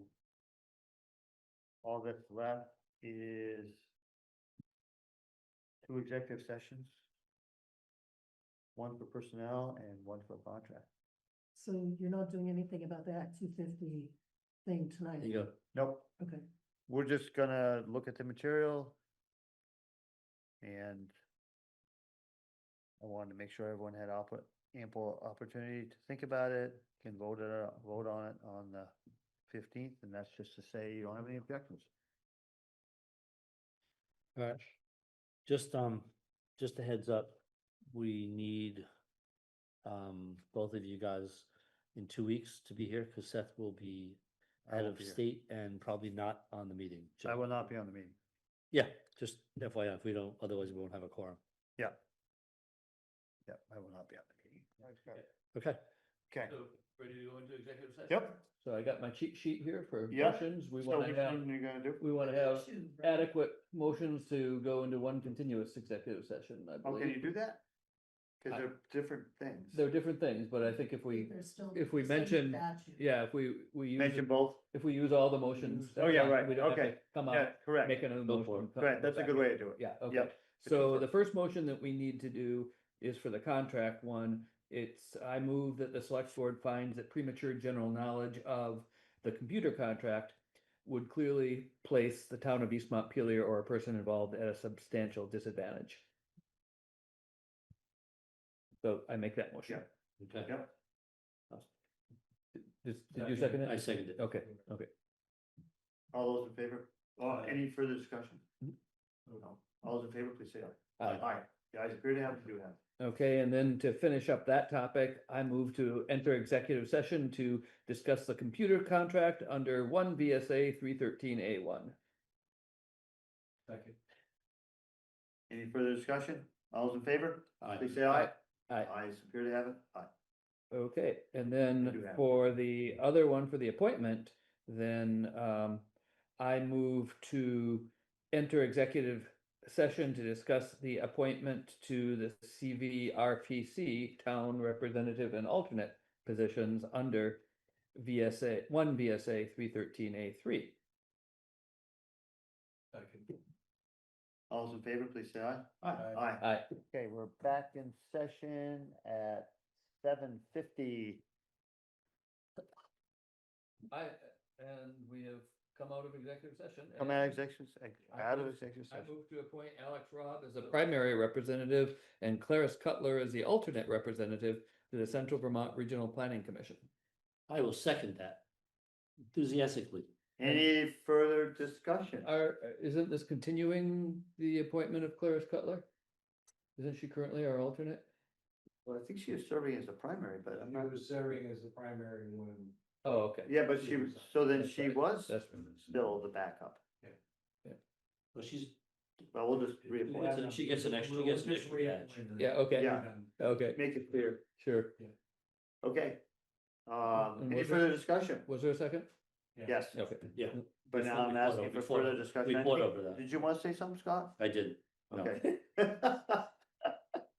Do you want me to say something? All those in favor, please say aye. Aye. Aye, aye, Move to adjourn. aye. Second. All those in favor, please say aye. Aye. Aye.